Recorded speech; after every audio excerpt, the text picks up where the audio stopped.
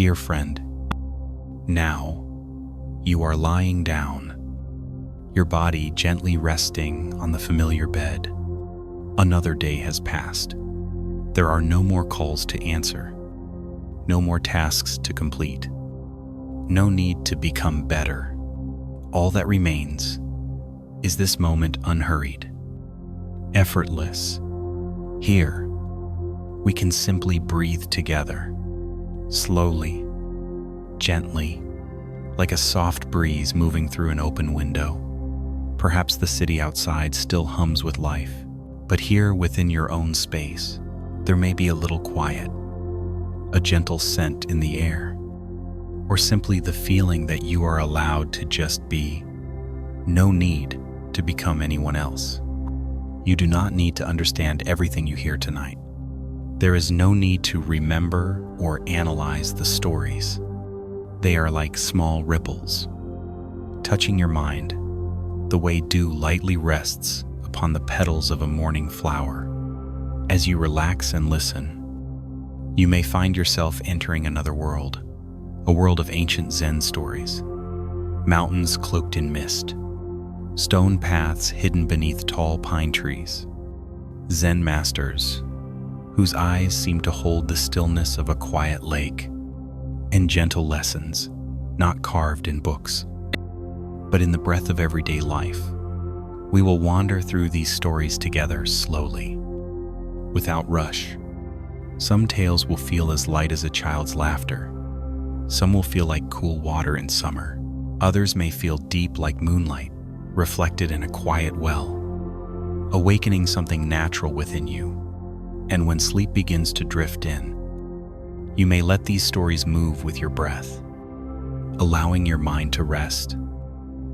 Much like a field of grass welcoming the moonlight, no need to do anything. Just be present. Now, if you are ready, allow me to guide you into the first story, a tale of simple joy, of inner freedom, seen through the life of a very special Zen master, known affectionately as the Laughing Buddha. In a Zaos, close your eyes, soften your shoulders, and let us begin this gentle journey together. And so, as you lie here now, allowing your breath to slow, let me take you, in your imagination, to a marketplace long ago, in an old village of Japan. The sun is soft in the sky. The scent of incense mingles with the aroma of cooked rice and fresh vegetables. There is the quiet hum of daily life, merchants calling out, children laughing as they dart between stalls. And through this simple, ordinary scene, walks a figure unlike any other, a monk with a broad, round face, dressed in plain robes that have seen many years of travel. His head is shaved, his cheeks rosy, his smile wide and joyous, the kind of smile that seems to arise from some deep well of peace. Over one shoulder, he carries a large cloth sack worn and patched, yet somehow light in his hands. Children are the first to notice him. They call out and gather around him eagerly, for from that sack, the monk whom everyone calls Hote, or the Laughing Buddha, draws small surprises: a sweet rice cake, a carved wooden toy, a smooth, shining stone. With each offering, his laughter bubbles forth a sound so full of life. It seems to sweep through the marketplace like a fresh breeze, and something curious happens as he moves through the crowd. The tired merchant, weighed down by worries of the day, finds his lips curling into a smile. A mother with an infant fretting in her arms watches as Hote makes a silly face. And suddenly, both she and her child are laughing.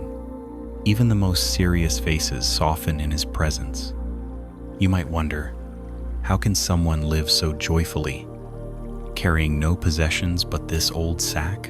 And yet, this is his teaching not given through sermons or grand philosophy. but through the way he moves in the world, you may notice that the sack itself seems almost magical. Though Hote gives and gives, the sack never appears empty, and though people sometimes slip offerings into it, it never seems to grow heavy. It simply holds exactly what is needed. No more, no less. As the day draws to a close, the marketplace quiets. Hote finds a spot beneath a broad tree at the edge of the square.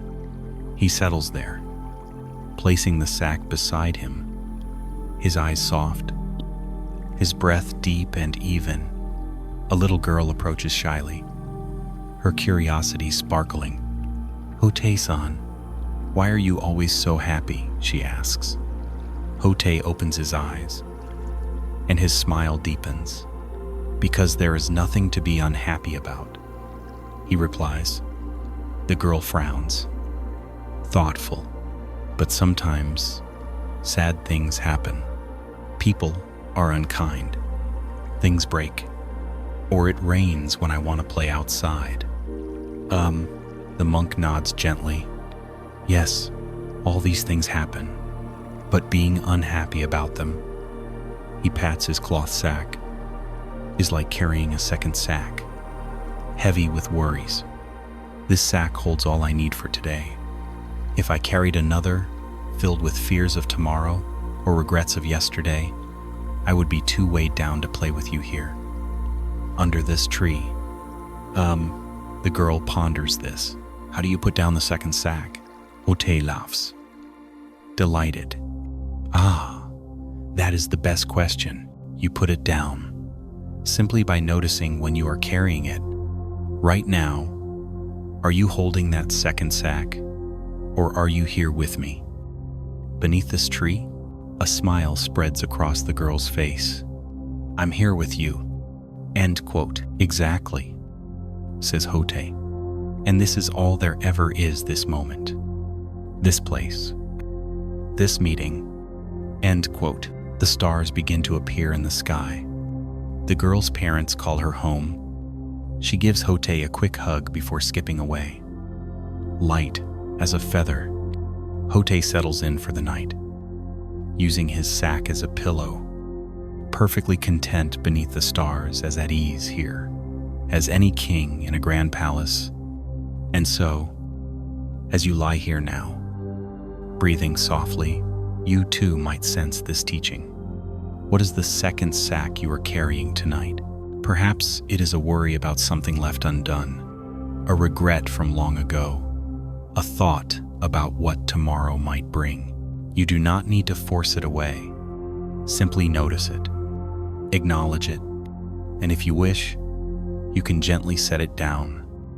Just for this night, feel how your body grows lighter, how the breath moves more freely, how the space around you seems softer, more open. This is Hote's gift, the reminder that joy is not something we must chase or manufacture. It is what naturally arises when we are fully here, in this moment, with nothing extra weighing on the heart. As you continue to drift, know that there is no need to carry 2 sacks tonight. Let yourself rest light, is spacious, free, and when you are ready, I will share with you another story of a Zen master whose teaching came through the simplest of gestures, a single raised finger, pointing to what words could not express. But for now, simply breathe and rest as your body rests deeper now, breath moving slow and soft. Let us drift to another place, another time. Imagine yourself walking along a winding path, high in the misty mountains of ancient China. The air is cool and fresh, filled with the scent of pine and damp earth. Stone steps appear beneath your feet, guiding you upward, as though towards something unseen, but quietly calling. At last, you reach a small plateau, a clearing where a simple wooden hut stands. Its thatched roof blends naturally with the forest around it, smoke rising in a thin spiral from its chimney. This is the hermitage of Master Gute, a Zen teacher, known not for elaborate teachings or scholarly fame, but for something far simpler. They call him the Master of One Finger Zen. You are not alone on this path. Ahead of you walks a young monk, dusty from travel, eyes bright with seeking. Carries no books, no scrolls, only the sincere wish to understand. What is the true nature of Zen? What is the essential teaching that goes beyond all words? The young monk bows deeply at the door of the hut. Master Gute appears a lean man, eyes clear as a mountain spring. Without a word, he raises one finger, silently pointing upward. That is all. No explanation, no lecture. The young monk blinks, uncertain. He bows again and steps away. Thoughtful, over the days that follow, you observe him returning again and again, seeking, questioning. What did the finger mean? Was it pointing to the sky, to enlightenment, to the oneness of all things? Each time, the master responds only with one finger, no more, no less. Time passes. The young monk begins to shift. At first, he was caught in thoughts, trying to grasp meaning. But now, you notice him sitting beneath a tree, simply observing the play of sunlight on leaves, walking slowly, listening to the sound of water in a nearby stream. The why begins to loosen. Something deeper, a quiet presence starts to grow. One crisp morning, as the monk walks the path toward the hermitage, he meets a village boy. The child, mischievous and curious, has heard of the famous One Finger Zen. With a playful grin, the boy raises his own finger toward the monk, imitating the master. For a moment, the monk's face tightens. Is this disrespect? Then something unexpected happens. He steps forward, gently grabs the boy's finger, gives it a playful tug, then raises his own finger in perfect stillness. And in that moment, something shifts, not only in the boy's eyes, but within the monk himself. A sudden understanding, not of words, but of being, not of ideas, but of presence. Later that evening, the monk approaches Master Gute once more. This time, when the master opens the door, the monk simply raises his own finger. Gute's face lights with a rare smile. Nothing more needs to be said. The teaching has been received not through explanation, but through direct experience. And so the transmission continues from teacher to student, from heart to heart. Later, when the monk becomes a teacher himself, he too raises a single finger when asked about the essence of Zen. You see, dear friend, sometimes the deepest truths are not conveyed through words or theories, but through the simplicity of direct presence. How often do we seek meaning in layers of thought, when the moment itself is quietly whispering, "Here, now"? Perhaps as you listen tonight, you too have been carrying questions about life, about meaning, about the path you are walking. It is natural to wonder, to seek, but sometimes the finger is already pointing. The moon is already there. The breath is already flowing. Feel now the breath entering and leaving. No need to analyze. Feel the weight of your body resting. No need to adjust. There is nothing missing in this moment. If someone were to ask now, what is Zen? You could simply raise one finger, or perhaps just breathe. Just be. This is the gift of Gute's teaching. Not something you must achieve, but something that is already here, beneath all the seeking. As you drift deeper into relaxation, let the mind grow soft, like moss on an old stone. Let thoughts come and go, like clouds in a mountain sky. You do not need to figure it out. In fact, it is in letting go of figuring that the essence reveals itself. One finger, one breath, one moment fully present. And now, when you are ready, I will share with you another story, one about a village, a statue, and the curious wisdom hidden in what might seem imperfect. But for now, simply rest here, breathe, be, and now, as your body sinks even deeper into rest, I invite you to wander with me to a small village, tucked away among the rolling hills of old Japan. The air here is different, earthy, touched with the scent of wood smoke and ripening rice fields. You walk slowly along narrow paths between humble homes, their thatched roofs weathered by time. The village is poor, but in the center of it stands a small temple lovingly tended, simply and unadorned. Inside this temple rests a bronze Buddha statue, not large, but beautiful in its quiet presence. For generations, it has watched over the villagers through harvest and famine, through festivals and grief. Now, imagine it is twilight. The sky deepens into indigo. Lanterns glow faintly. A man, middle-aged, with calloused hands and an intense gaze, enters the temple. He bows deeply, as he always does. But tonight, after lighting incense, he looks around, carefully, seeing no one. He reaches into his sleeve and produces a small container of black ink. With deliberate care, he dips his finger and paints the nose of the Buddha black. Then, after another bow, he leaves his face a strange blend of reverence and mischief. The next morning, the villagers gather in confusion. Who has defaced the Buddha? They murmur.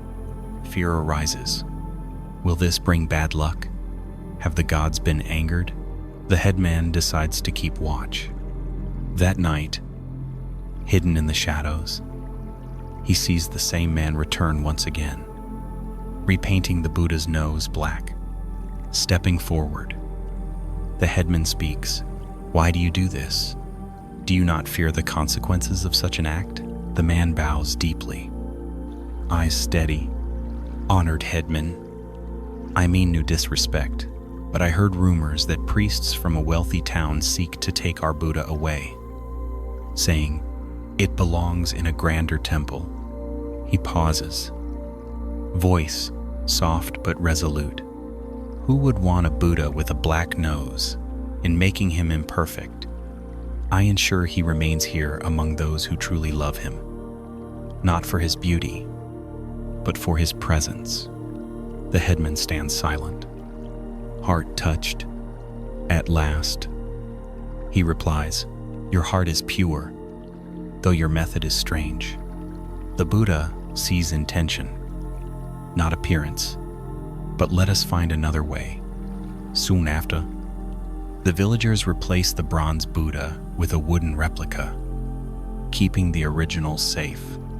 And from then on, during festivals, they would display the black-nosed Buddha not as a mark of shame, but as a symbol of devotion beyond form. Now, as you lie here tonight, breathing softly, you might reflect, how often do we cling to appearances, to the idea that sacred things must be perfect, unblemished, untouched, and yet, perhaps, it is precisely in imperfection that true reverence shines. A statue worn smooth by countless hands, prayer beads polished by generations of fingers, a cracked bowl, still offering nourishment, And perhaps even in your own life, the small flaws, the gentle scars, the moments of not quite perfect are not marks of failure, but signs of being truly alive. Just as the black-nosed Buddha remained beloved, not despite its imperfection, but because of it, you too are cherished. Just as you are not when perfect, but when present.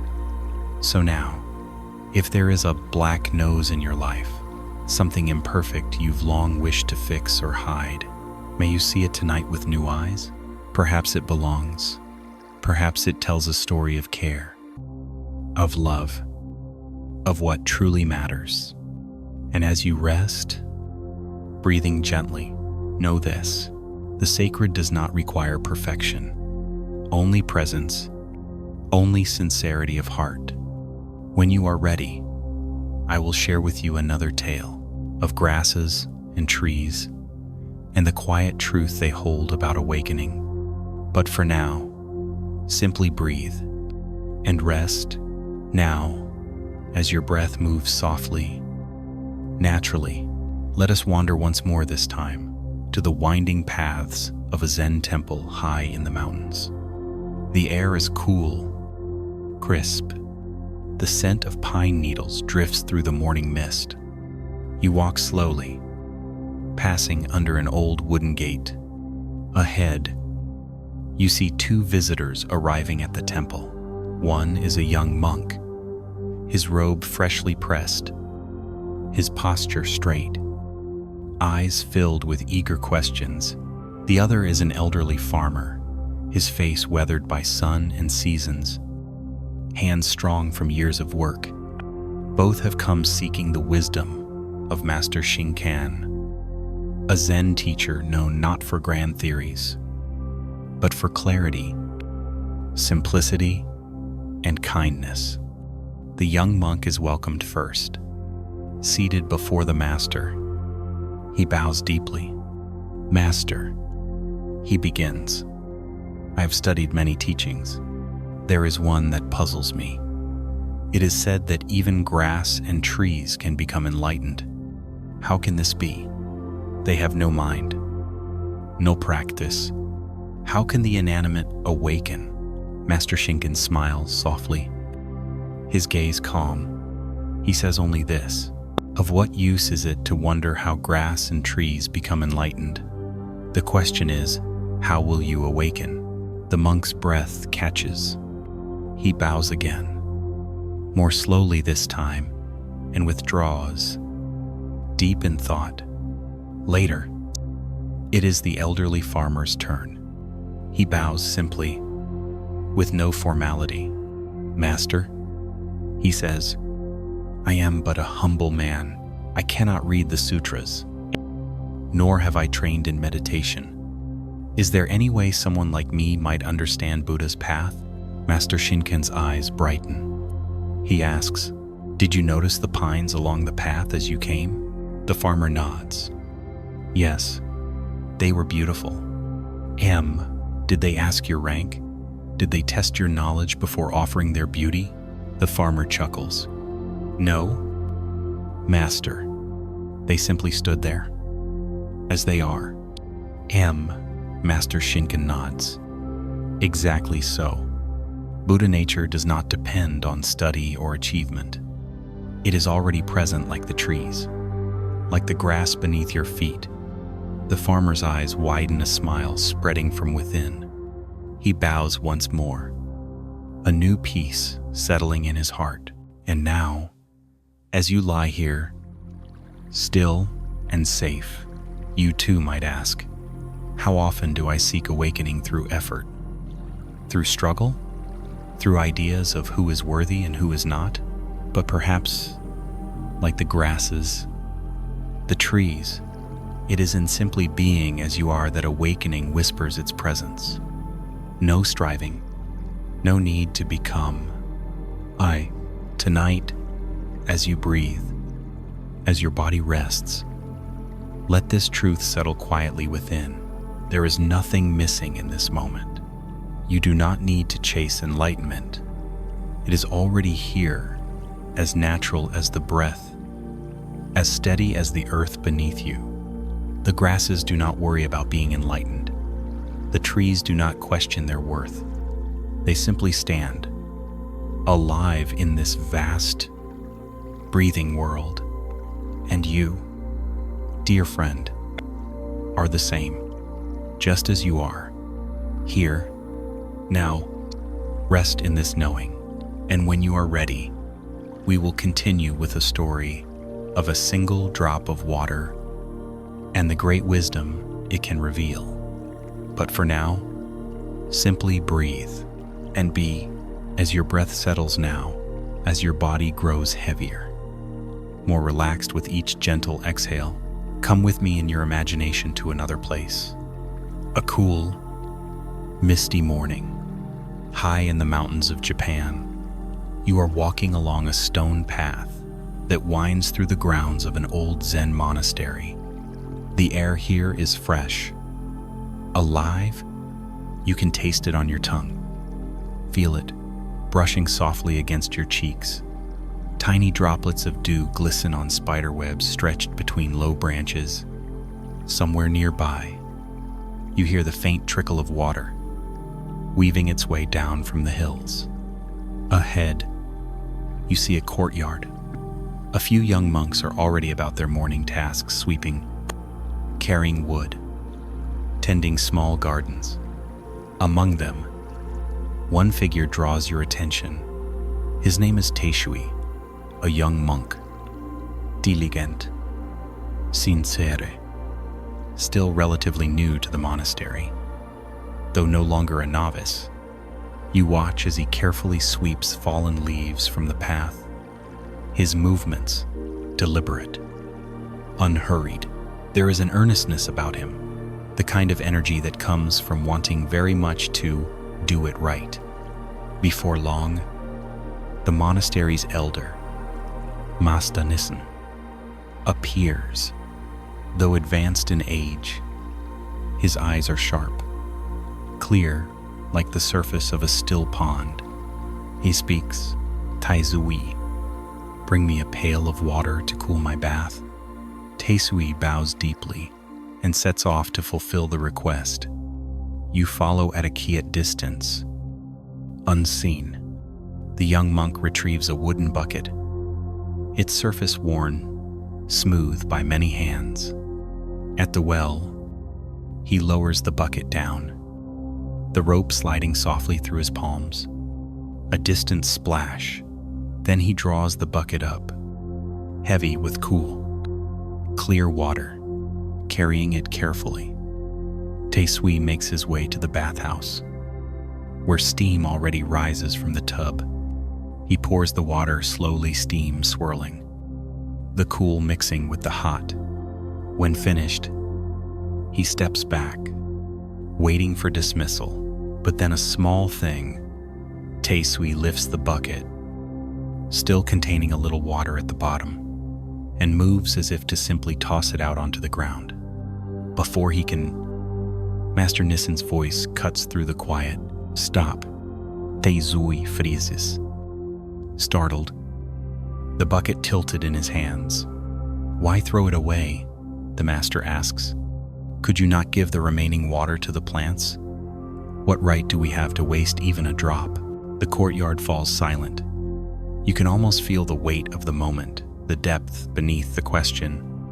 Taizui flushes, stammering.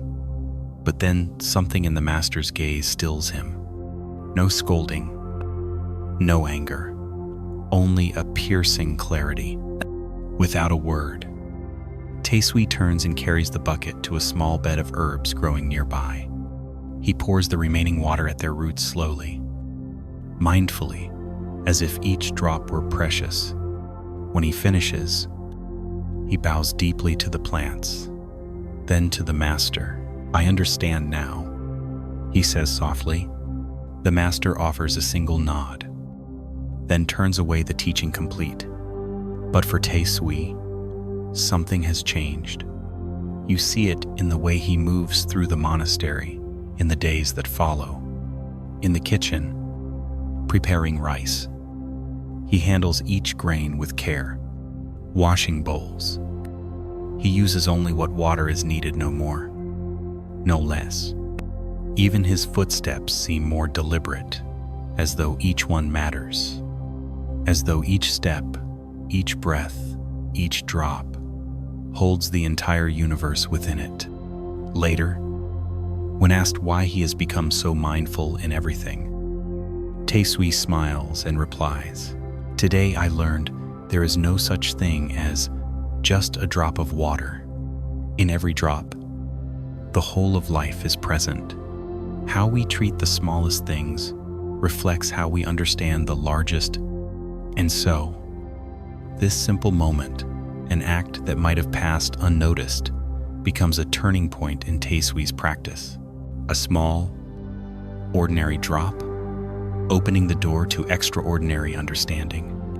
Now, dear friend, as you lie here tonight, your breath moving slowly in and out, consider this. Where are the drops of water in your own life?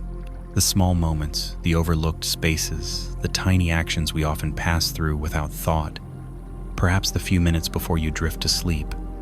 Perhaps a conversation, a shared glance, a quiet meal. Each one holds the potential for deep presence, for living fully in the moment. In the Zen tradition, it is said, when washing the rice, just wash the rice.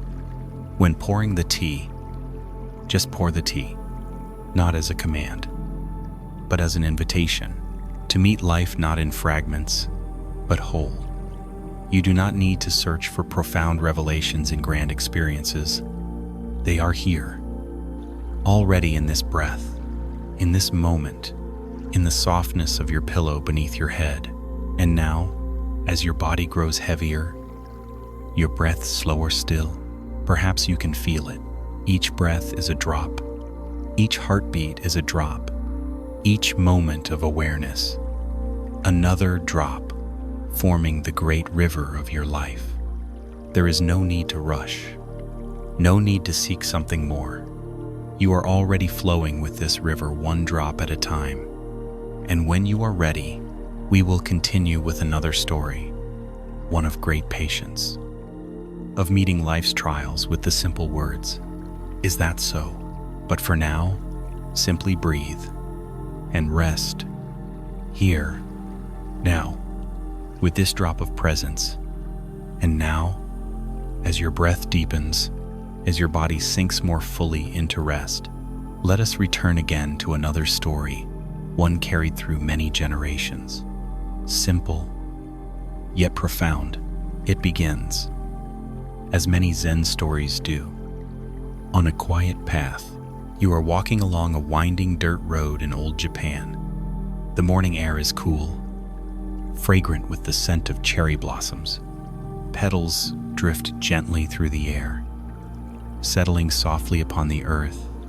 Ahead, the path leads to a small village, and in this village lives a Zen master Hakuin, known far and wide for his wisdom, but even more for his equanimity, the way he meets life with a steady, open heart. His home is humble, a thatched roof house with paper lanterns swaying softly in the breeze. In the mornings, children often gather in his garden. Villagers stop by seeking advice, some with troubles, some with simple greetings. And you notice, each one who visits seems to leave lighter, as though some unseen burden has been set down. Now, imagine, one day, the peaceful rhythm of the village is broken. You hear whispers at the well, urgent voices. It seems a young woman from a prominent family has found herself pregnant and in fear, under pressure from her parents. She names Hakuin as the father. Shock spreads. The next morning, the young woman's parents arrive at Hakuin's home, their faces flushed with anger. "You have brought shame upon our family," they shout. "You pretend to be virtuous, but now we see the truth." Villagers gather to watch. The air is tense. You feel the knot of unease, wondering, what will the master say? Will he defend himself? Will he deny the accusation? But when the parents finally fall silent, breathless from their rage, Hakuin responds with only 3 quiet words. Is that so? No defense, no anger, no attempt to clear his name. The parents, confused and more enraged, storm away, vowing to ruin his reputation. And indeed, in the days that follow, life changes. Where once people greeted Hakuin with bows, now they cross the street to avoid him. The children no longer come to play. Whispers follow him wherever he goes. And yet, each morning, Hakuin continues his practice. He tends his small garden, fetches water from the well, sits in meditation as the sunlight filters through bamboo leaves. When people confront him or speak behind his back, his response remains the same. Is that so? Time passes. Months turn into seasons. Then, one winter morning, snow falling softly, there is a knock at Hakuin's door. It is the young woman's parents carrying the newborn child. Since you are the father, they say coldly, you must care for this child. Without resistance, Hakuin accepts the infant, holding the tiny bundle close. He looks down with gentle eyes and whispers once more, is that so? From that day on, Hakuin devotes himself to caring for the child. He builds a cradle, learns how to prepare milk, soothes the baby's cries beneath the light of the moon. And through it all, when questioned, when judged, his answer never changes. Is that so? Now, imagine, a year passes, spring returns, cherry blossoms dance once more on the breeze, and one morning, the young woman and her parents return, their faces transformed, not with anger, but with shame. They bow deeply before Hakuin. Master, the father says, voice trembling, our daughter has confessed. You are not the father. We falsely accused you. We have come to apologize and to take the child home. And what does Hakuin do? He gently lifts the child whom he has cared for as his own, and with the same calm presence, hands the infant back, and again, with a soft voice, is that so? Now, as you lie here tonight, you may find yourself pondering, how would I have responded? Perhaps with anger, perhaps with self-defense, perhaps with resentment or attachment to the child. But Hakuin shows us another way. Is that so? These words are not indifference. They are not cold. They reflect a mind free from the need to control, defend, or cling to circumstances. A mind open to what is neither resisting what is painful, nor grasping what is pleasant. In Zen, this is called equanimity, a deep steadiness of heart, not an absence of feeling, but a freedom from being ruled by the waves of emotion. Consider, in your own life, when someone criticizes unfairly, when plans fall apart, when life does not unfold as you hoped, can you meet these moments with the spirit of, is that so? Not as resignation, but as acceptance, a spaciousness that allows you to respond with clarity rather than reactivity. Right now, as you rest, perhaps there are thoughts, swirling stories of the day, small worries, regrets. You do not need to fight them. You do not need to chase them away. You can simply notice and whisper inwardly, is that so? And allow them to drift like blossoms on the breeze or snow falling softly outside a quiet temple. The breath continues, the body rests, and in this resting, the heart may find its own natural equanimity. And when you are ready, we will continue with a story of wisdom, humor, and an unusual trial where even a stone Buddha finds itself under arrest. But for now, let yourself rest and breathe. Is that so? And now, as your breath moves in its soft rhythm, as your body sinks deeper into warmth and stillness, let us walk together once more into another story. A story that begins in a bustling little village long, long ago. Imagine this place. Narrow streets lined with market stalls, vendors calling out their wares: cloth, fruit, fish, rice, children weaving between the crowds, their laughter echoing. And in the center of this village, standing tall and silent, is a great stone Buddha, 12 feet high, carved from a single piece of granite. Its features are worn smooth by time, its gaze gentle, timeless, serene. For generations, travelers have rested in its shade. Villagers have left offerings at its feet. It is beloved, a quiet, constant presence in their lives. But one day, a disturbance ripples through the market. A wealthy merchant, red-faced and breathless, rushes in. 50 rolls of cloth, he cries. Stolen while I was napping beneath the Buddha. A crowd gathers. Who could do such a thing? How could it happen in broad daylight? And soon, the matter reaches the ears of Judge Oka, a man known both for his wisdom and for his most unusual methods. The judge arrives at the scene. He listens carefully to the merchant's story. You say the goods vanished while you rested beneath this Buddha? Yes. The merchant insists. For a long moment, the judge studies the serene face of the statue. Then, to everyone's shock, he declares, "Then this Buddha must be the thief." Gasps echo through the crowd. Arrested. The townsfolk glance at one another in confusion. Arrest a statue? But the judge's tone leaves no room for question. Guards step forward, ropes in hand, awkwardly looping them around the great stone form. Word spreads quickly. By morning, the entire region is buzzing. The Buddha has been arrested. Curious crowds pour into the village. When the judge returns to hold the trial, hundreds have gathered, laughing, whispering, watching. But the judge's expression is solemn. He addresses the crowd sternly.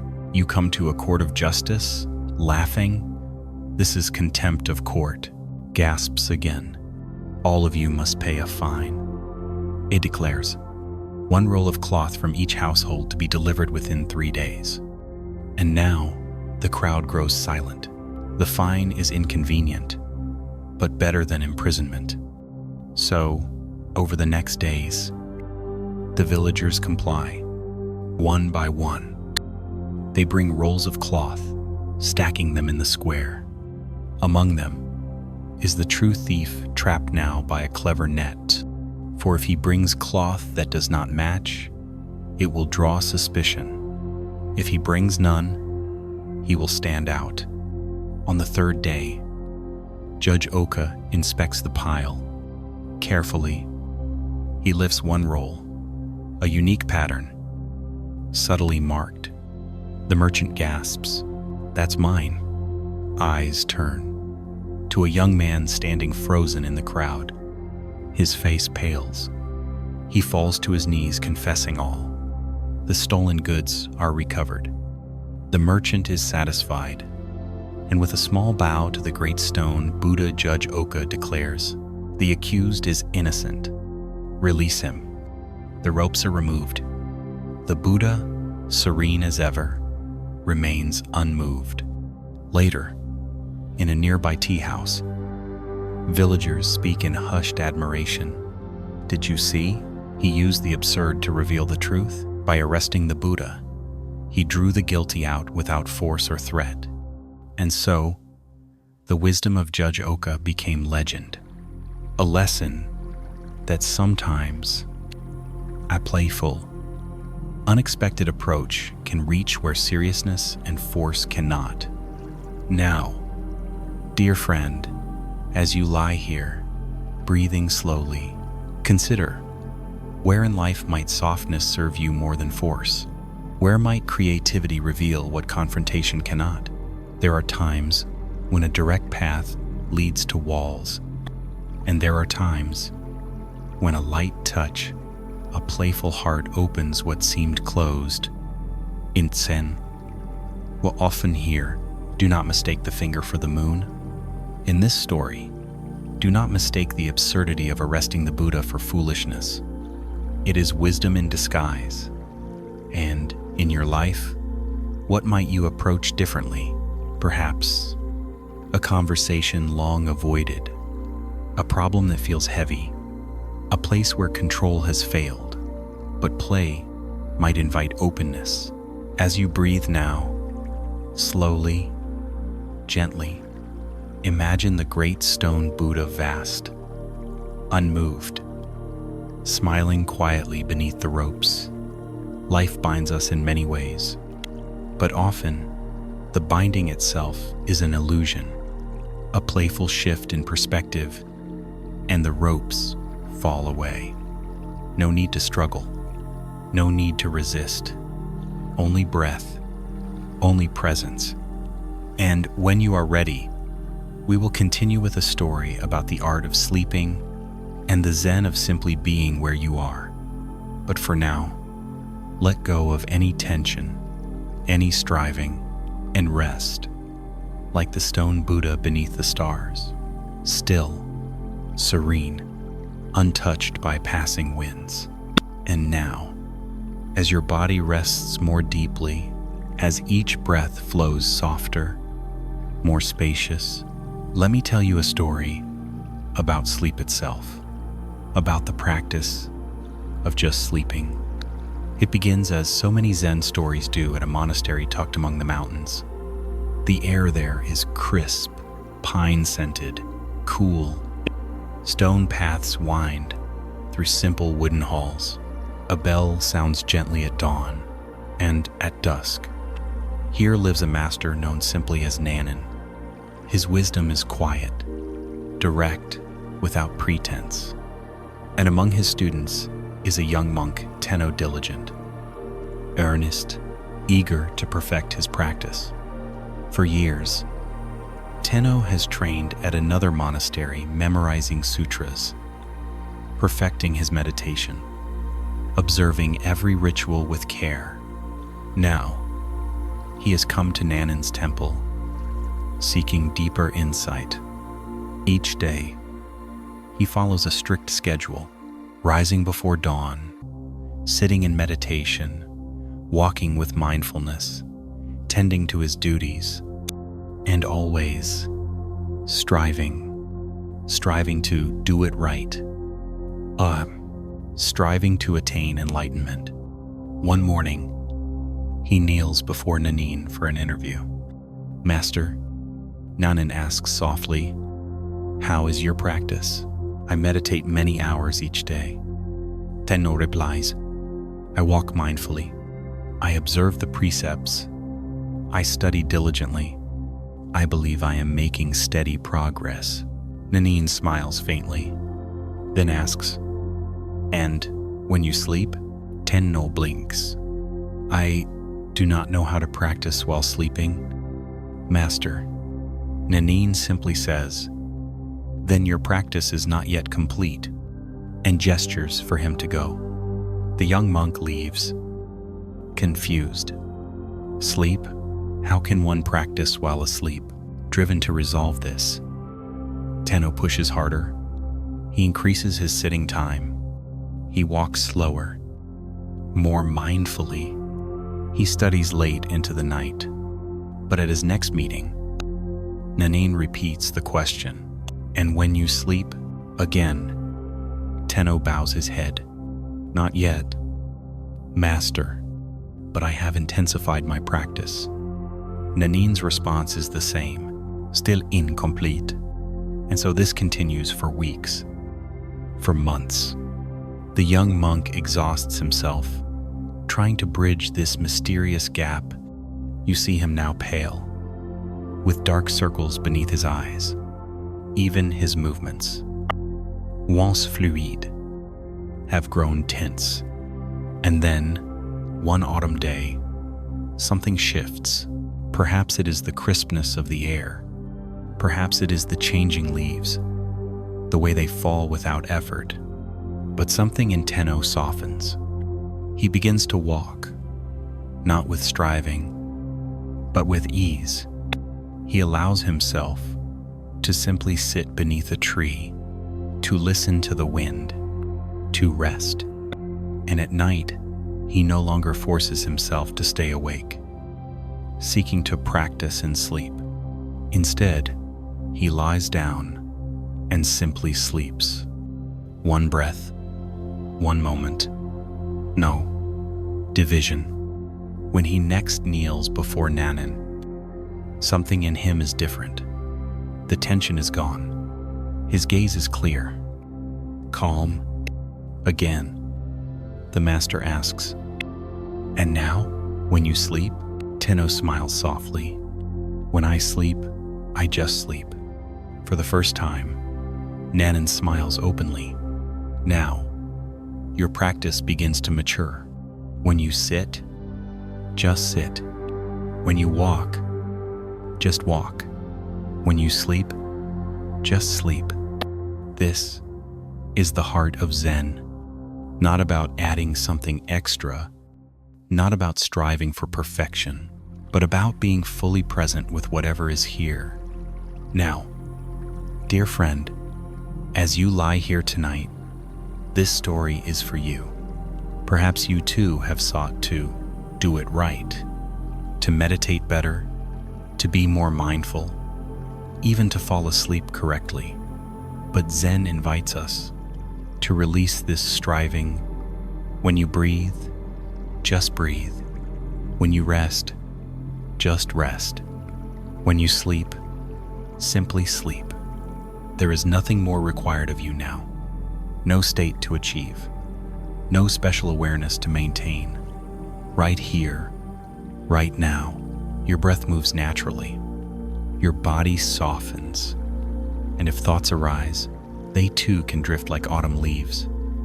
No need to hold them. No need to push them away. You are not practicing sleeping. You are simply drifting into sleep itself. This is the way of Tenno's realization. This is the invitation of the night. The Zen master Dogen once wrote, "To study the way is to study the self. To study the self is to forget the self. To forget the self is to be awakened by all things. And in sleep, the self relaxes. Thoughts fade. The body releases. Nothing more to do. Nothing more to fix. Only this breath. Only this soft letting go. And so, as you drift now, feel how natural it is. Sleep is not something you must make happen.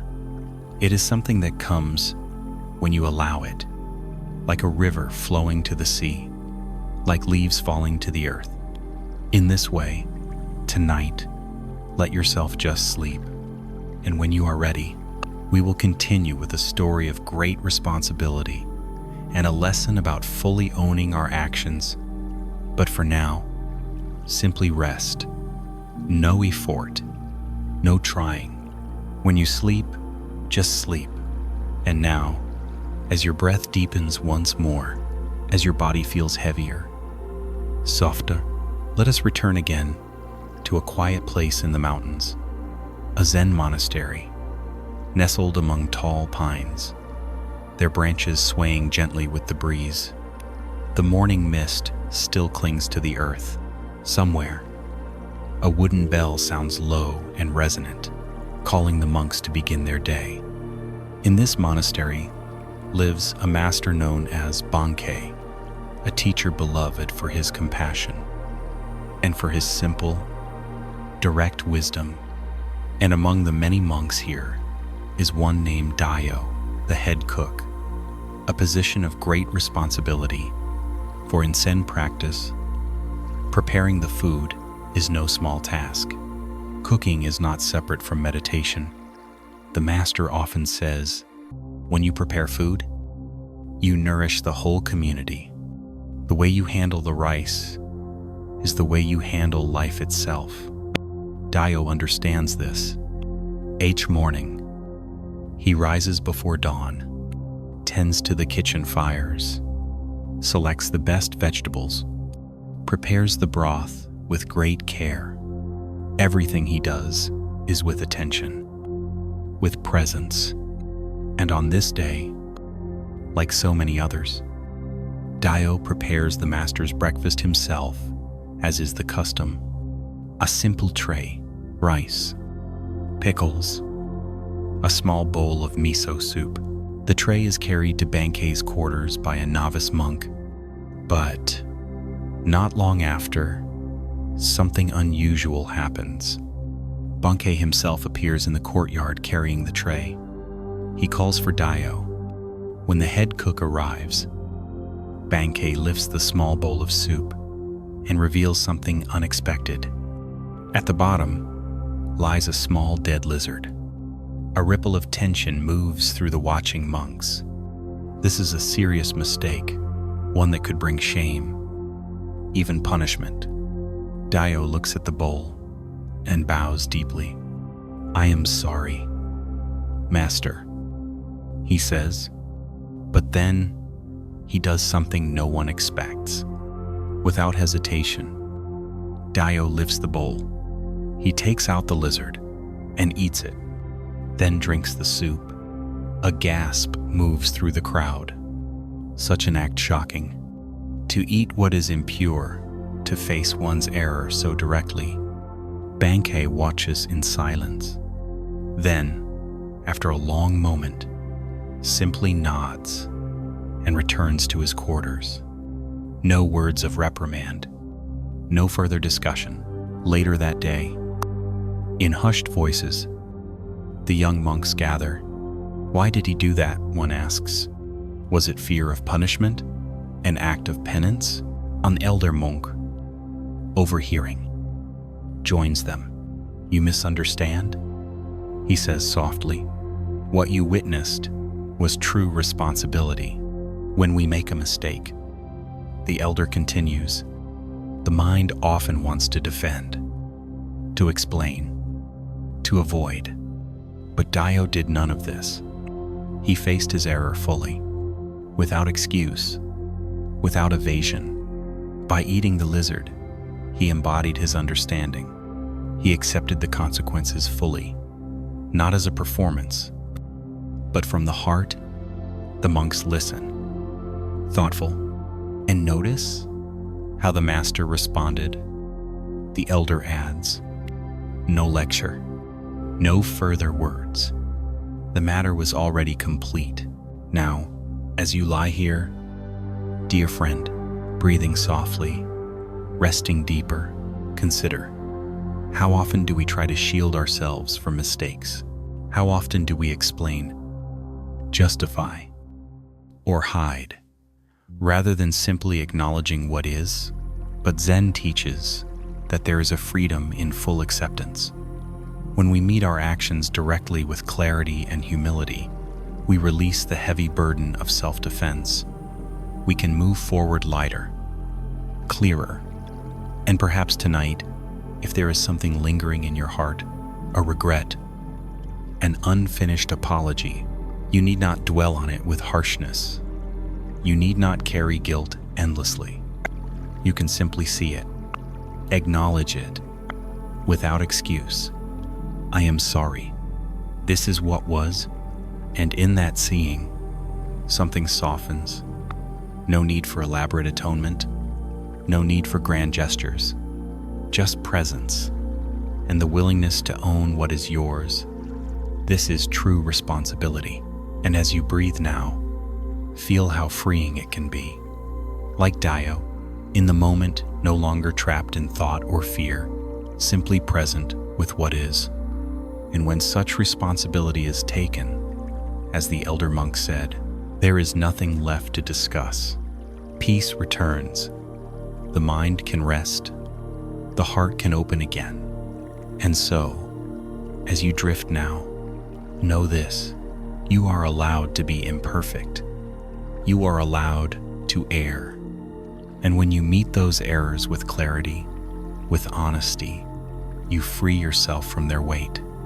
There is no need to carry shame into the night. Only breath, only this moment. And soon, when you are ready, I will share with you another story about life and death, about what is beyond both, carried in the words of a letter from a Zen master to his dying student. But for now, rest here. Let the breath move gently. Let the body settle deeply. There is nothing to fix right now. There is only this presence, this peace. And in this, you can sleep lightly, freely, just as you are. And now, as your body grows still, your breath slow and soft, let us journey again. This time, to a quiet hermitage on the slopes of Vulture Peak in ancient Japan. The sun hangs low, bathing the hills in gold. Mist gathers in the valleys below. You walk a winding path, stone beneath your feet, cool air brushing your skin. Ahead, a simple wooden hut, smoke rising faintly from its chimney. This is the dwelling of Master Basui, a Zen teacher, known for his directness, his deep compassion, and his understanding of life and of death. On this day, a messenger arrives dusty from travel. He bows deeply and presents a scroll. "Master," he says, "I bring word from your disciple, Iguchi. He is gravely ill and asks for your final teaching to guide him through his transition." Basui accepts the message with a quiet nod. For a long moment, he sits still, eyes clear, breath steady. Then, with deliberate care, he prepares to write. You watch as he grinds the inkstone, the soft rasp of stone on stone, a sound like distant waves. He lifts the brush, poised above the paper, and with movements fluid, unhurried, he begins to write. You cannot read the words from where you stand, but you feel their weight, their truth, in the stillness of the room. When he finishes, Basui rolls the scroll and hands it to the messenger. "Travel swiftly," he says. "There is no time to lose." Later that evening, the master speaks to his gathered disciples. "Today I wrote to Iguchi, who stands at the threshold between this life and whatever lies beyond. But remember, we all walk this path. You too should hear what I shared with him." He pauses. Then, with a voice soft but steady, recites the essence of his letter. "The essence of your mind is not born, so it will never die. It is not a thing that perishes. It is not an emptiness that is mere void. It has neither color nor form. It enjoys no pleasures, suffers no pains. I know you are very ill." He had written to Iguchi, "And you face this illness squarely. But ask yourself, what is the essence of this mind?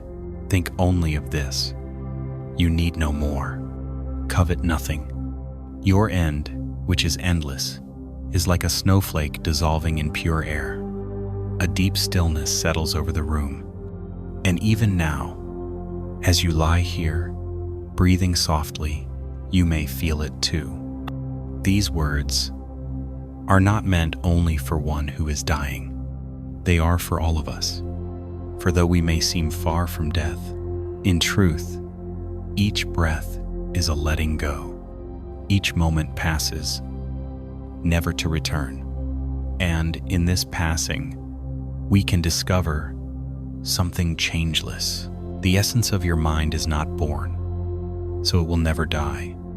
Not a belief, not a comforting thought, but a direct pointing to that which has always been here, the awareness beneath your thinking, the spaciousness behind your breath. Right now, you can feel it. Beneath the stories, beneath the roles, beneath the shifting emotions, there is a simple, clear presence. It does not strive. It does not cling. It simply is, and it is untouched by time.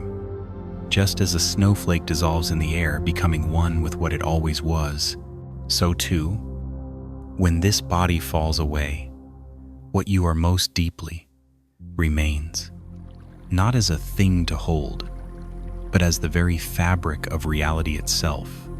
Later, the messenger reaches Iguchi's side. The disciple is weak, his breath shallow.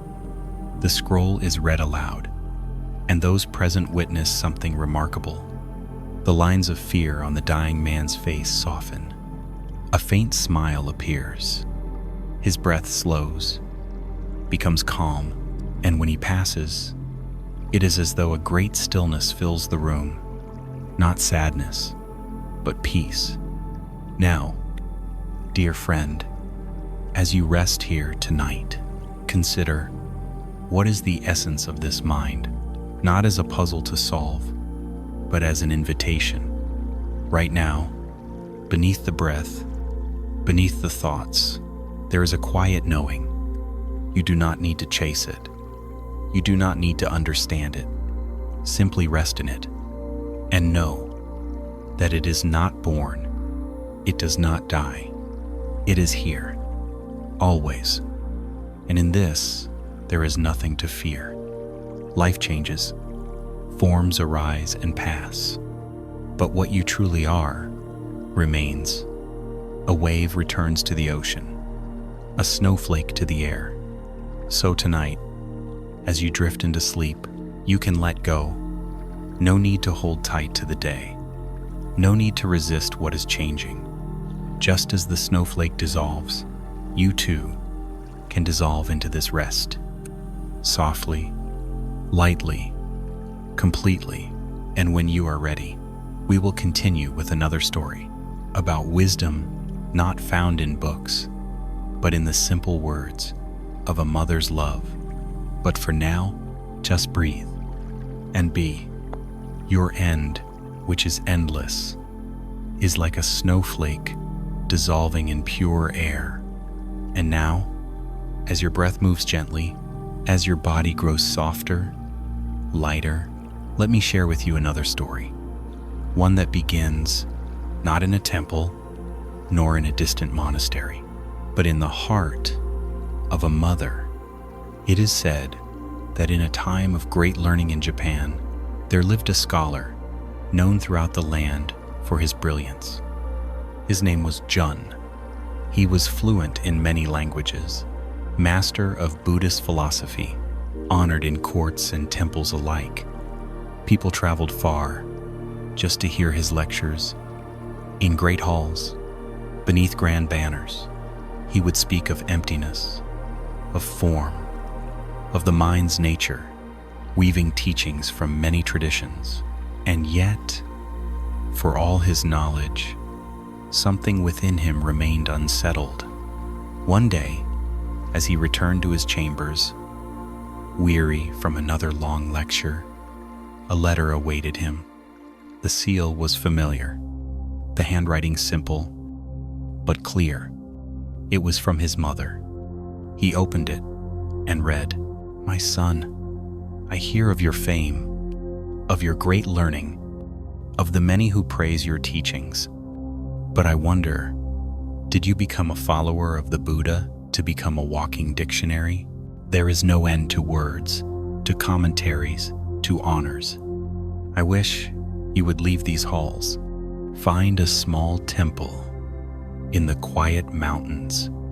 Sit, meditate, and discover for yourself what cannot be written."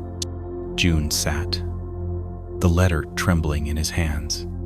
These were not the words of a scholar, not the words of one trained in philosophy, but they struck deeper than any sutra, for she had seen what he himself had not. how easily one can become lost in knowledge, mistaking words for wisdom, mistaking the map for the territory. And as you lie here tonight, dear friend, perhaps you too have known this, how easy it is to read, to learn, to gather ideas, while forgetting to simply be. June read the letter again, slowly, his mother's words sinking deeper. Did I become a walking dictionary? He wondered. In the days that followed, his lectures continued, but something within him had shifted. At moments, he would pause mid-sentence, his gaze drifting beyond the scrolls, beyond the faces of his students, into the silence beneath the words. And then, a decision. Yoon called his closest students together. I have received wisdom from an unexpected source, he said softly. My mother. He read her letter aloud. I will complete my teaching commitments, he told them, but then I will go to a small temple, to sit, to practice, to discover, not through words, but through living presence. And true to his word, he left the halls of learning. He traveled deep into the mountains, to a forgotten temple, where the wind moved through the pines, where the stars shone clear, where silence was the greatest teacher. There, June's days became simple, rising before dawn, meditating in the cool dark, working in the temple garden, walking beneath the open sky. No more grand lectures, no more applause, only breath, only presence. And, in time, his face changed. The restless light in his eyes softened. A quiet joy began to shine through him deeper than before. One evening, a young monk asked him, Master, do you miss your life of scholarship? June smiled gently. Knowledge without realization, he said, is like a map studied endlessly while never walking the path. I do not regret making maps. They have their place. But now, I walk the path itself, and I find it simpler and more profound than any map could show. Now, dear friend, as you lie here, in this gentle space between wakefulness and sleep, perhaps these words speak to you as well. In life, it is so easy to fill our minds, to read more books, to seek more answers, to chase more knowledge. But Zen reminds us, wisdom is not found in accumulation. It is found in presence, not in knowing more, but in being more fully here. Tonight, you do not need to think about teachings. You do not need to remember anything I have said. You do not need to gather more. Only this breath, only this moment. And as you rest, let the mind soften. Let the need to understand fade. Like June in his mountain temple, let yourself return to simplicity, breath, body resting, the gentle rhythm of life moving through you. And if thoughts arise about the day, about things learned or unlearned, you can smile softly and let them pass. You are not here to be a walking dictionary. You are here simply to be. And in that being, you touch the heart of the teachings. Presence is the truest wisdom. And as you drift now, deeper into sleep, know this: the silence beneath the words is where the deepest truths live. And you are already there, right here, right now. And when you are ready, we will continue with a story of another meeting, not between scholar and student, but between a humble governor and a Zen master, and a lesson about letting go of titles to meet life as it is. But for now, breathe, and rest. There is no end to words. I wish you would go and sit and discover what cannot be written. And now, as your body rests even deeper, as your breath moves slow and easy, let us walk again into another story, a story of titles, of roles, and of what lies beyond them. It was during a time of great change in Japan, the country opening to the West, new ways blending with old traditions. And in the city of Kyoto lived a governor, Kitagaki, a man of wisdom and progressive vision. Though powerful, he held deep respect for the old ways. And one day, hearing of a humble Zen master named Ku, he decided to visit. Master Ku was known not for seeking fame, but for his clarity, his simplicity, and his deep insight into the nature of life. His temple was modest. Its beauty lay in its stillness. On the morning of the governor's visit, the temple monks bustled with activity.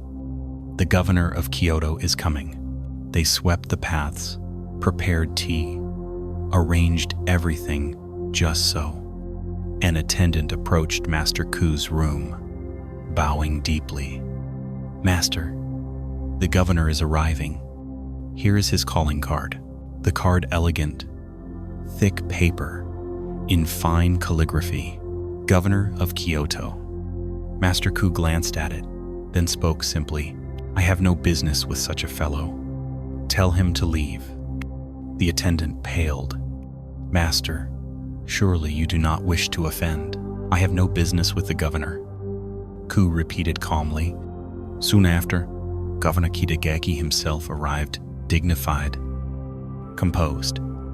The nervous attendant bowed low and explained what had happened. Now pause for a moment. How would many react? Anger? Insult? But Kitagaki paused. He understood. A faint smile touched his lips. Taking out a pencil, he crossed out the title on the card. Now, it simply read, Kitagaki. He handed it back to the attendant. Please, take this to Master Ku. Tell him Kitagaki wishes to meet him. When the message was delivered, Ku smiled warmly. Ah, is that Kitagaki? Yes, I would be pleased to meet such a fellow. Soon, the two sat together in Ku's simple room. No governor, no Zen master, just two human beings sharing tea and words. And something beautiful unfolded. Laughter rose between them. Stories were exchanged. A true meeting, beyond role, beyond rank. Later, as the governor prepared to leave, he bowed deeply to Ku. Thank you for receiving Kitagaki, he said with a smile. Ku returned the bow. Please come again, as Kitagaki. And now, dear friend, as you lie here tonight, consider this. How often do we wear titles, not only in work, but in life? I am the responsible one. I am the expert. I am the helper. I am the one who must always know. These roles may be useful at times, but when we cling too tightly, they become masks, barriers between us and life. Zen invites us to cross out the titles, not to discard them entirely, but to remember, beneath them, we are simply this, a human being, breathing, alive, no more, no less. And tonight, as you rest, you can gently set aside your own titles. Imagine them written on a card, and with the soft pencil of your breath, you cross them out. What remains? You, presence, awareness, the quiet being beneath all roles. And in this space, something opens, a freedom, a simplicity. You do not need to be the one who sleeps well. You do not need to be the good meditator. You do not need to be anything at all. Only here, only this breath, only this body, resting.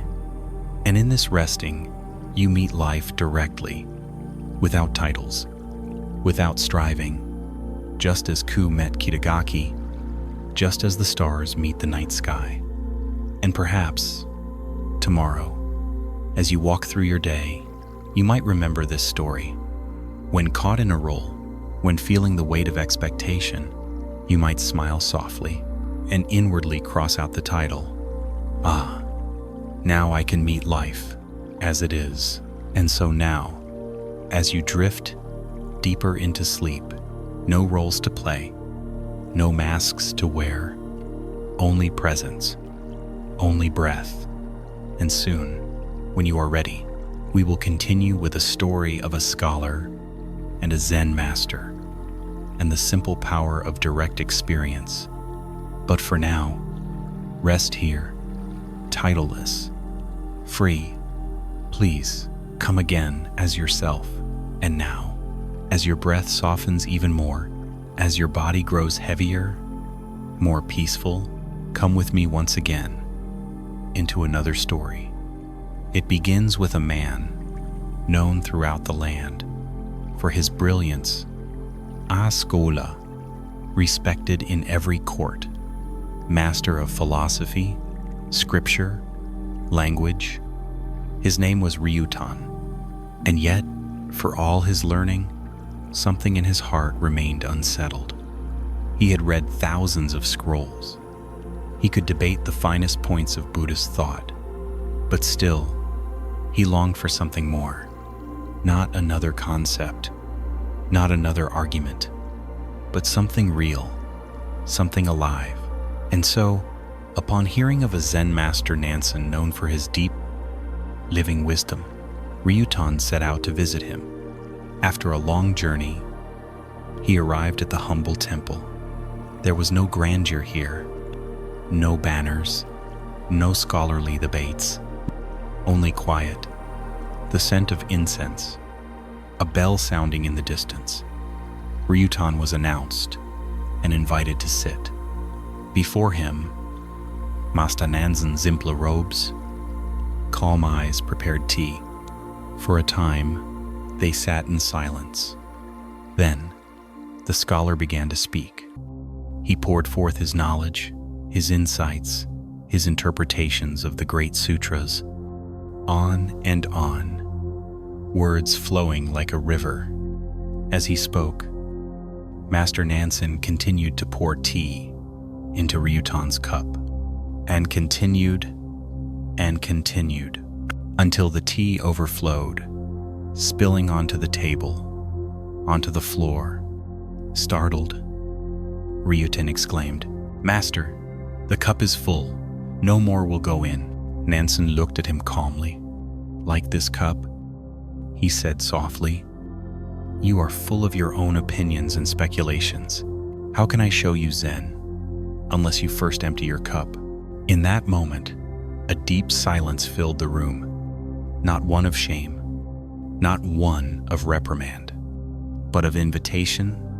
The scholar sat still, his breath slowed, his heart opened, and from that day, Ryutan became not a man seeking more words, but one seeking direct experience.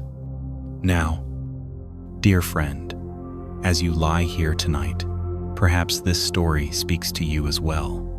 For in life, it is easy to fill our cup with thoughts, with plans, with worries, with ideas about what should be.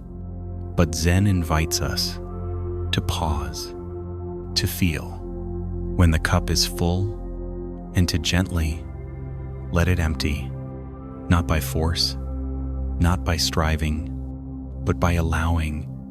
Tonight, as you rest, you can let the day's contents settle, the conversations, the to-do lists, the small regrets, the hopes for tomorrow. Let them settle, like tea leaves in still water. There is nothing you must solve now, nothing you must figure out. Just this breath, just this presence. And in this space, the mind begins to clear.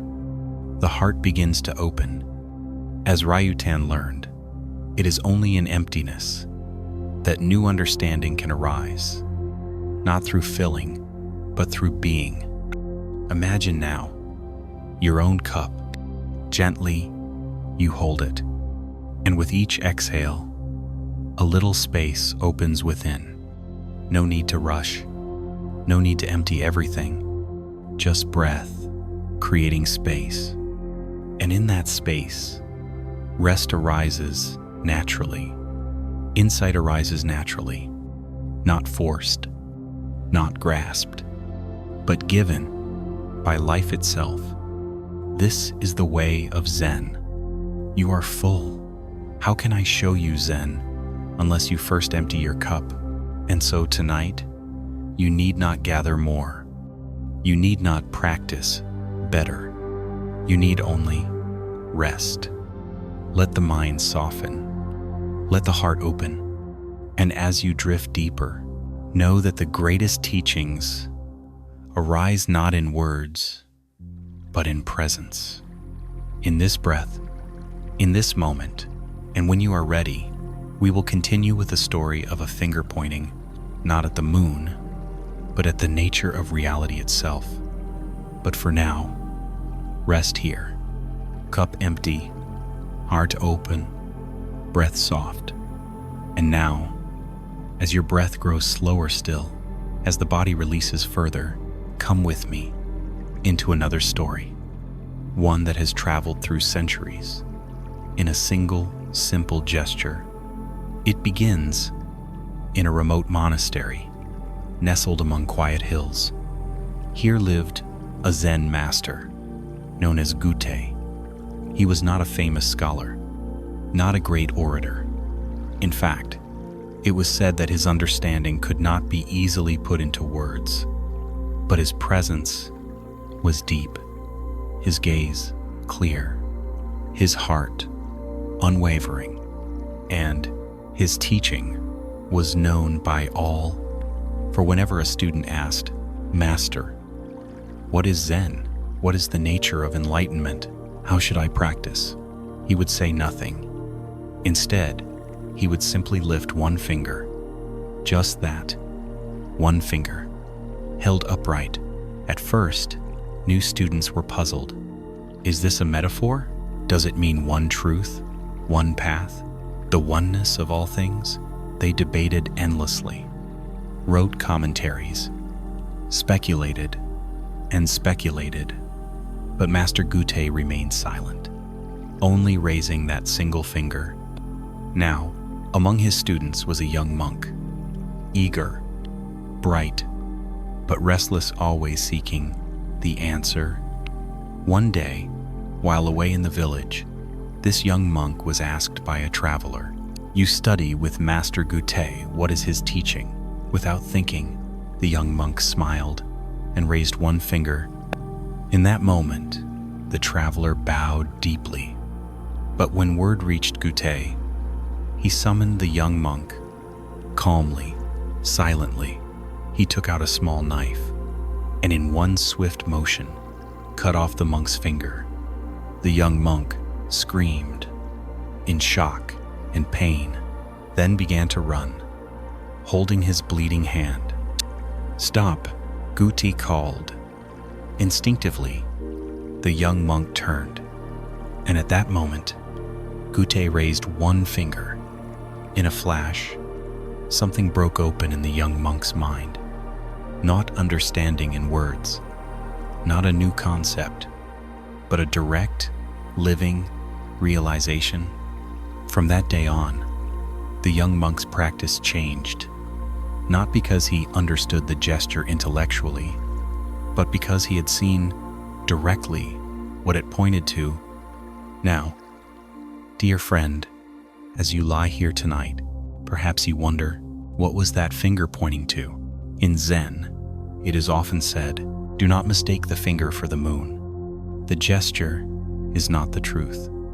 The words are not the truth.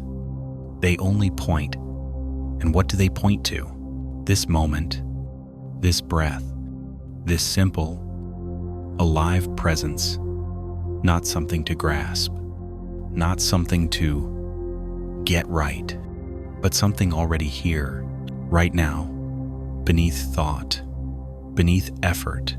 There is this, breath moving, body resting, awareness, open and clear. That is the heart of the teaching. And sometimes, a simple gesture, a word, or even a silence is enough to reveal it. In your life, you may notice how easy it is to chase meaning, to seek one more teaching, one more insight, one more perfect method. But Zen reminds us, it is not elsewhere. It is here, not tomorrow, not after the next book, not in some ideal state of meditation. Here, this breath, this softness, even as you lie here now, drifting towards sleep, you are not far from it. You are it. There is nothing missing, nothing to fix, nothing to perfect, only this. So tonight, if you notice the mind reaching, trying to understand the teaching, you can smile softly and imagine Guti raising one finger, a gentle reminder, right here, right now, this is it.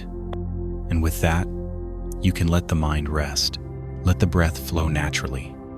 And if thoughts arise, they too are part of it.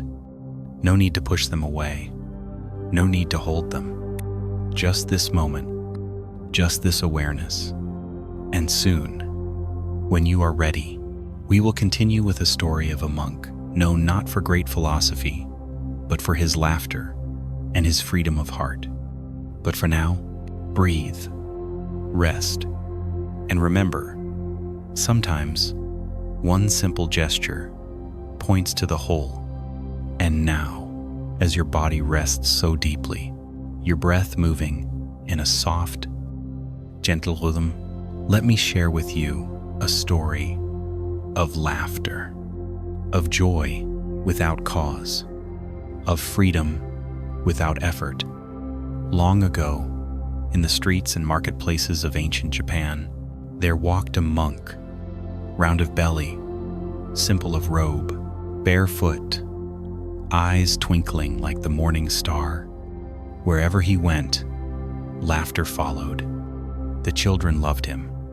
The elders smiled at his passing. Even the most weary merchants would pause, lightened by his presence. His name was Hote, but many called him simply the Laughing Buddha. Now, unlike other monks, he did not teach in temples. He did not hold formal talks. He wrote no books, quoted no sutras. He walked the roads, carrying a large cloth sack over one shoulder, and from this sack he would pull small gifts, a sweet for a child, a shiny stone, a bit of fruit, a playful riddle. But the true gift was always the same, his laughter, full, unrestrained, contagious. Not the laughter that mocks, but the laughter that frees. It is said, one day, a serious scholar approached him. "Monk," the man said sternly, "why do you waste time in foolishness? Why not spend your days in meditation, in study, in pursuit of enlightenment?"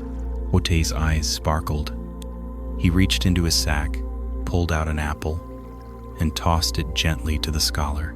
Then he threw back his head and laughed. Not a word more. The scholar stood frozen, for in that moment, something shifted.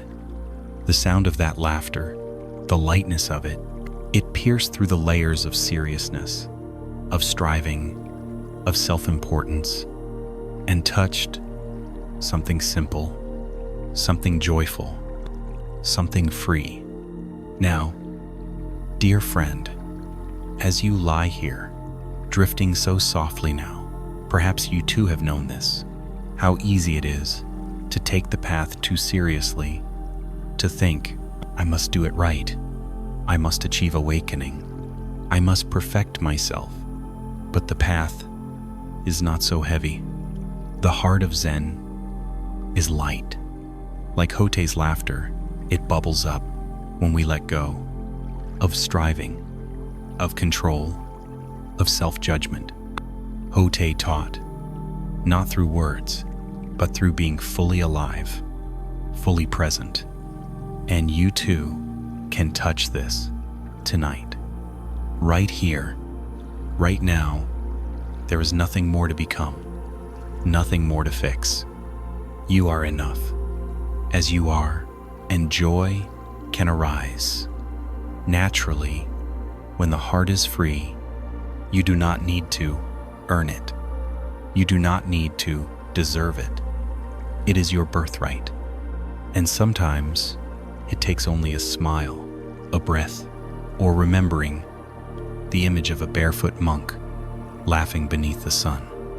And so tonight, as you breathe, if there is any tightness, any heaviness, you can smile to it gently, not to push it away, but to embrace it with the lightness of Hote. Even this is part of life.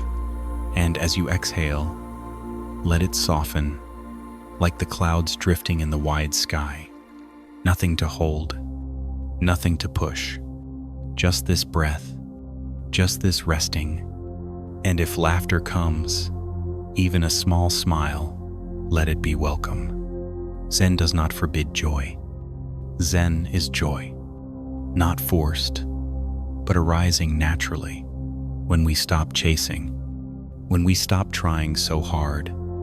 So tonight, rest in this. No pressure, no goal, just this breath, just this being, and know that beneath all the layers, your true nature is already free. Like Hote's laughter, spontaneous, alive, whole. And soon, when you are ready, we will continue with another story of a humble question about grass and trees and the nature of awakening itself. But for now, smile gently, breathe softly, rest in the lightness of this moment. And now, as you drift even deeper, as the breath moves slowly, softly, let us wander again into another story, this time into the heart of nature. It is said, there once lived a young monk, full of questions, full of wonder, eager to understand the great mysteries of Zen. One crisp autumn morning, as red and gold leaves fell gently from the trees, the young monk approached his master. They walked together through the temple gardens, the sound of wind through the pines, the crunch of gravel beneath their feet, a soft hush of presence all around. At last, the young monk spoke.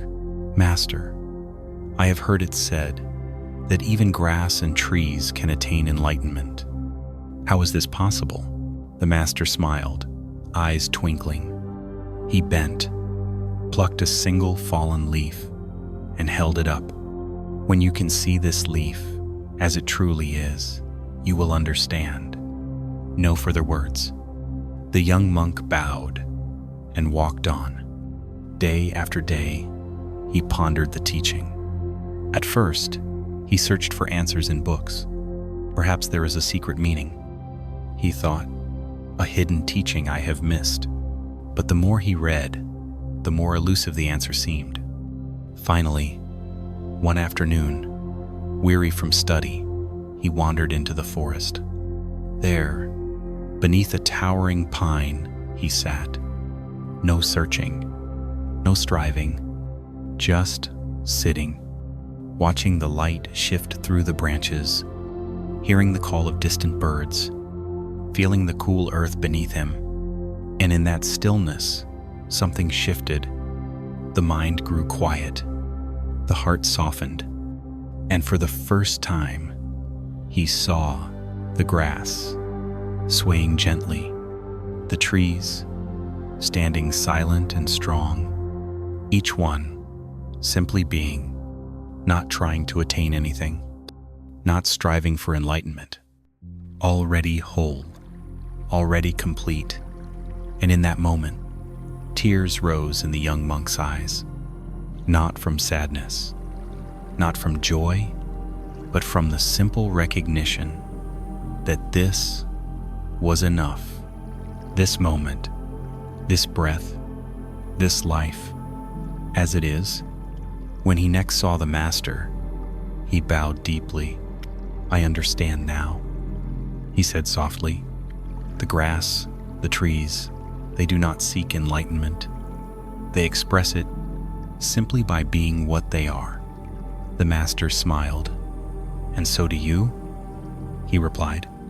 "When you no longer chase understanding, but live fully here, now you too are free." Now, dear friend, as you lie here tonight, perhaps this story speaks to you. How often do we chase awakening, chase perfection, chase becoming better? But life whispers, you are already enough. The grass does not strive. The trees do not compare. They live, breathe, and move with the rhythms of nature. And so can we. So tonight, as you breathe, let go of striving. You do not need to sleep well. You do not need to practice correctly. You do not need to become anything other than this. This breath, this body, resting, already a perfect expression of life itself. And if thoughts arise, they too are like the wind in the trees. No need to grasp, no need to push away. Just let them come and go, softly, naturally, and in this, you touch the heart of Zen. Presence, simple, direct, alive. And when tomorrow comes, you may walk and see anew. The grass beneath your feet, the trees overhead, all expressing life in their own way. And so do you, without effort, without striving, just this. And soon, when you are ready, we will continue with another story of a simple drop of water and the great wisdom it contains. But for now, rest here, like the grass, swaying gently in the breeze, like the trees, standing silently beneath the stars, breathing, buying, enough. And now, as your breath settles even deeper, as the body softens, sinking into stillness, let us flow into another story. A story of simplicity, of a single drop of water. It is said, in an old Zen temple, nestled by a great river, there lived a young monk. His name was Shinjo. He was earnest, sincere, full of questions about the nature of life. "Master," he often asked, "what is enlightenment? What is the nature of this mind? How do I reach awakening?" Again and again, he sought the answer. And his master, wise and patient, would always smile and say, "In time, when you are ready, it will be clear." But Shinjo was restless.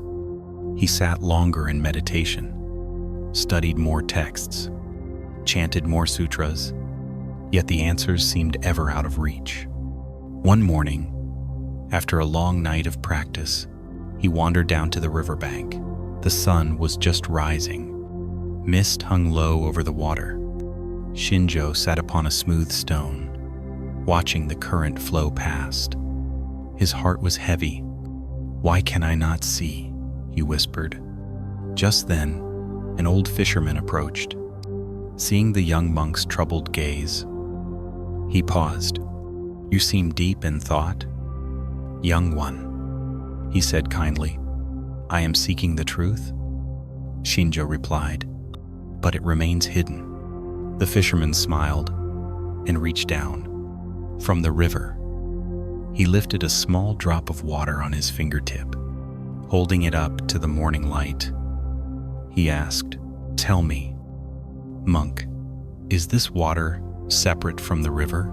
Shinjo blinked. "No, it comes from the river. And if I let it fall, where does it go?" With a soft motion, the fisherman let the droplet fall back into the current. "It returns to the river," Shinjo said softly. "And was it ever truly separate?" A long silence followed. In that moment, something shifted in the young monk's heart. The river, the drop, not two, never two. His breath slowed. His mind grew still.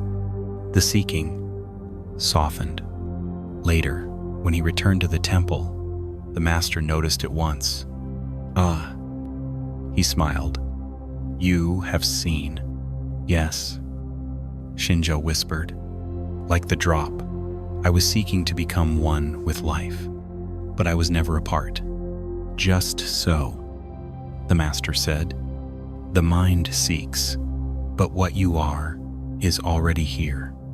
Not separate, not other. Now, dear friend, as you lie here tonight, perhaps this story touches something in you. How often do we feel separate from peace, from wholeness, from life itself? We think, when I fix this, I will be whole. When I achieve that, I will be enough. But Zen reminds us, you are not separate. You are not a drop seeking the river. You are already flowing with it. Right now, right here, this breath, this moment, not apart, already complete. And tonight, as you rest, you can feel this truth. Beneath thought, beneath striving, there is a current carrying you. No need to swim upstream. No need to grasp for something more. Simply rest in the flow, like the droplet returning to the river.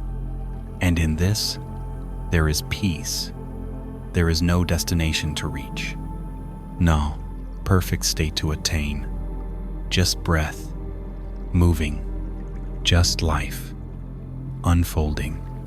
And you, not apart, never apart, already home. So now, as you breathe, imagine the river, its vastness, its flow, its quiet embrace, and see yourself not as separate, but as part of this great stream of being, held, supported, whole, and with each breath, you return again to this knowing, to this ease, no effort, no striving, just this.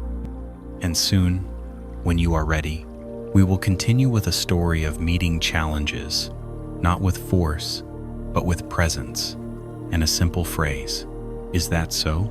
But for now, let the breath move softly. Let the body rest fully. You are not separate. You are the river, flowing and whole, free.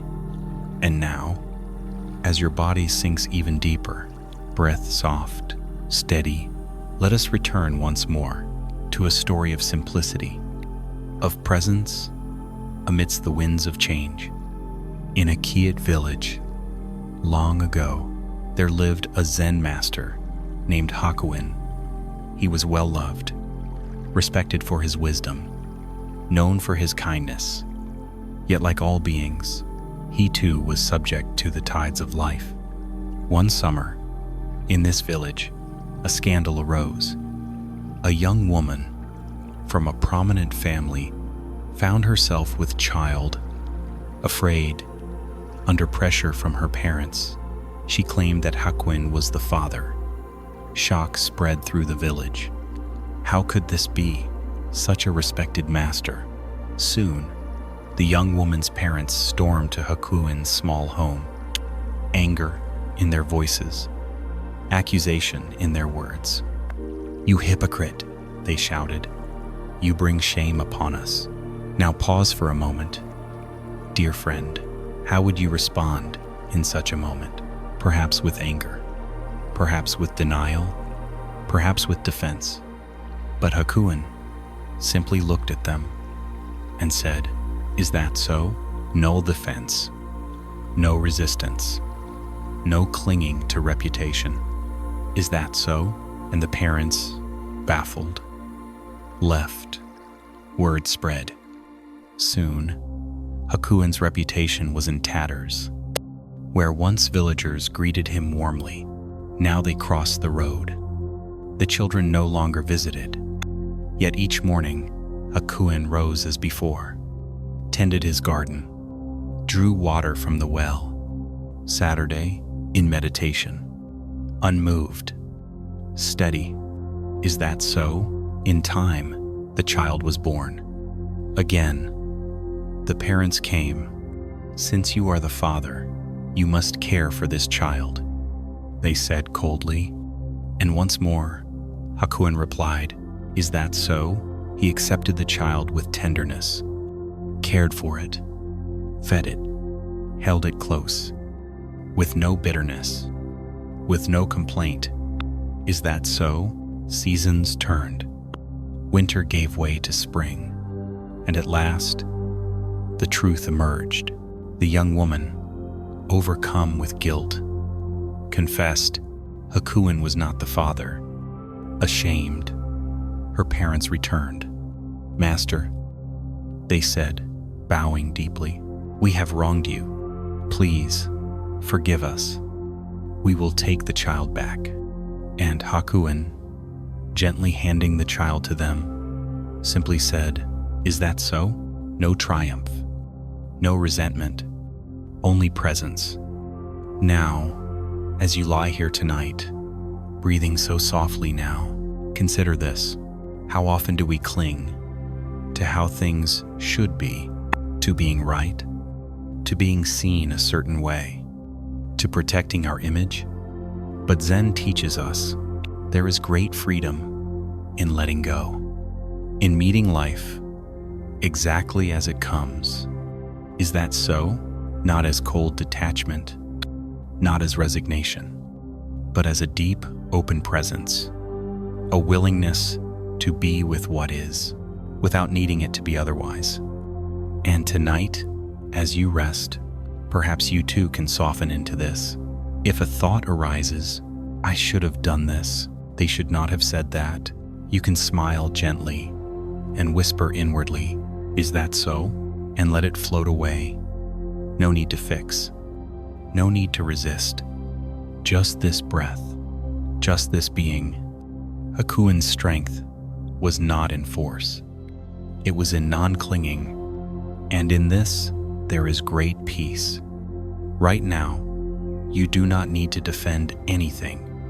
You do not need to justify. You can simply rest in this breath, in this presence. And if the mind offers stories, judgments, you can meet them gently.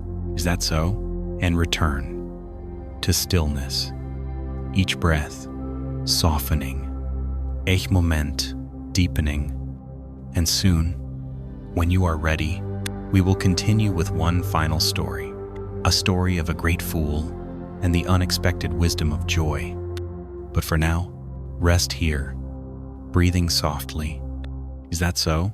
And now, as your body rests so deeply, as the breath flows soft, light as a feather, let us come to one final story. A story of a fool, or so he was called. In a small town, by the sea, there lived a man known as Ryokan. He wore simple robes, patched many times.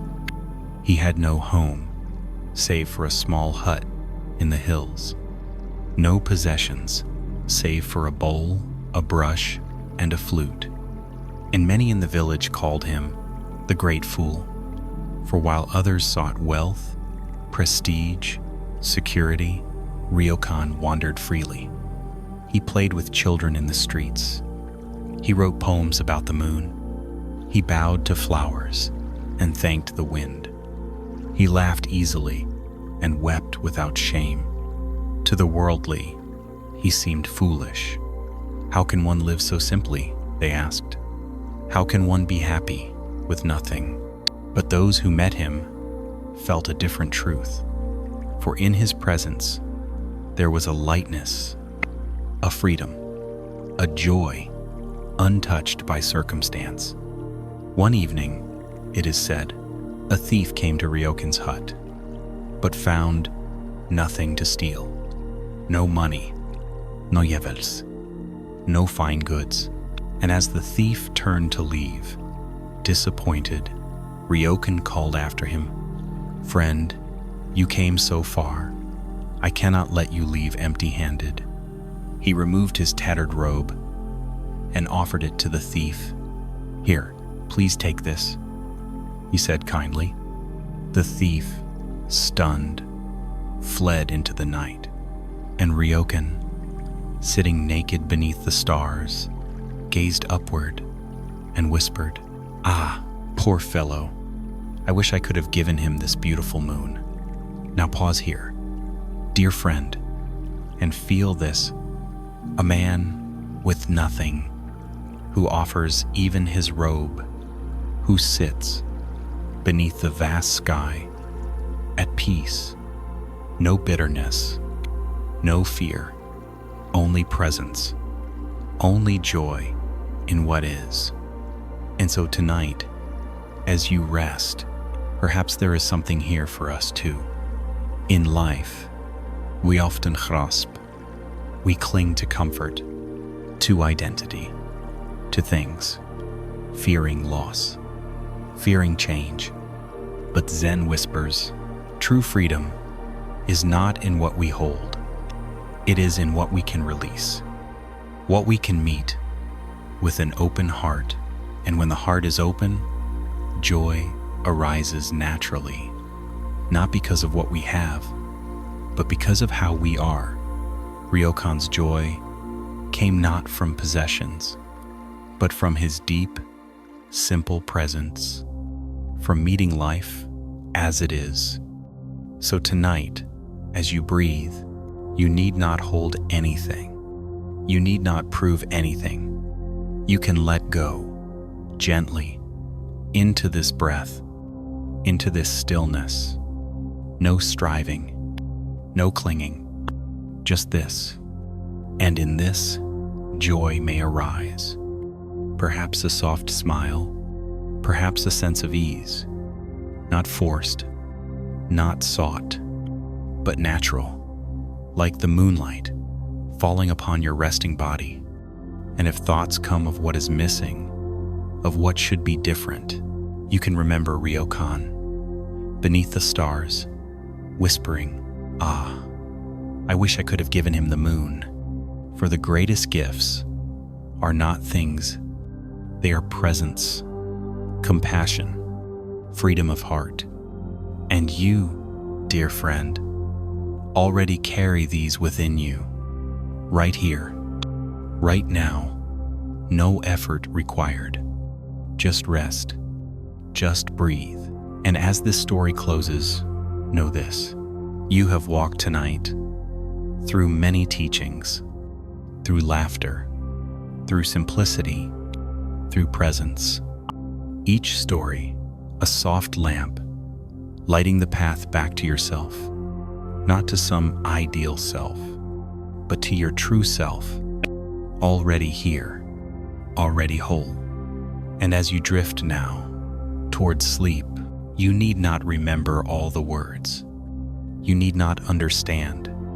Their essence is already settling within you, like the moonlight, like the river's flow, like the breath rising and falling. And soon, when you are ready, I will offer a final blessing, a closing whisper, to guide you gently into deep rest. But for now, rest here. Nothing to hold, nothing to fix, nothing to do. Only this breath, only this moment. Ah, the moon is so beautiful tonight. Dear friend, we have now walked a gentle path together tonight, through stories of laughter, of stillness, of wisdom, woven through simple lives. Perhaps, as you listened, certain words touched your heart. A gesture, a smile, a breath.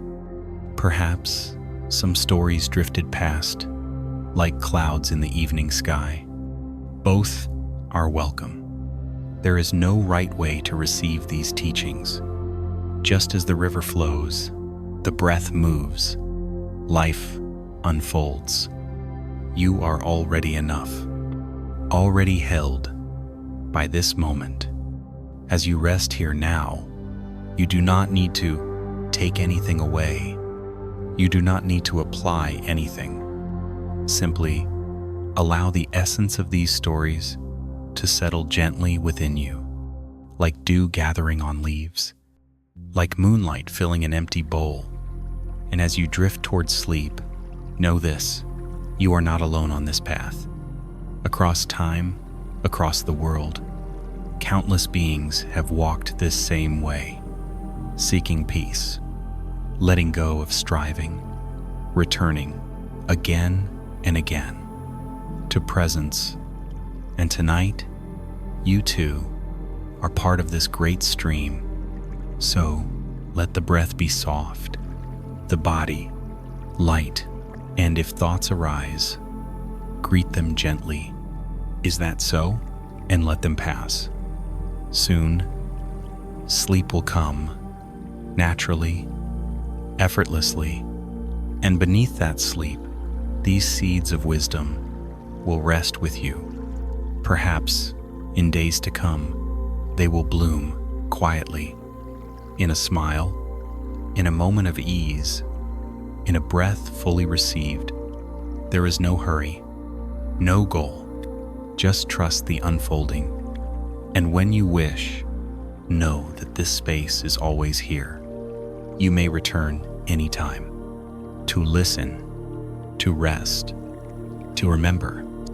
For now, may you sleep deeply, may you awaken refreshed, and may peace accompany you with each step of your path. Good night, dear friend, and thank you for walking this way with me.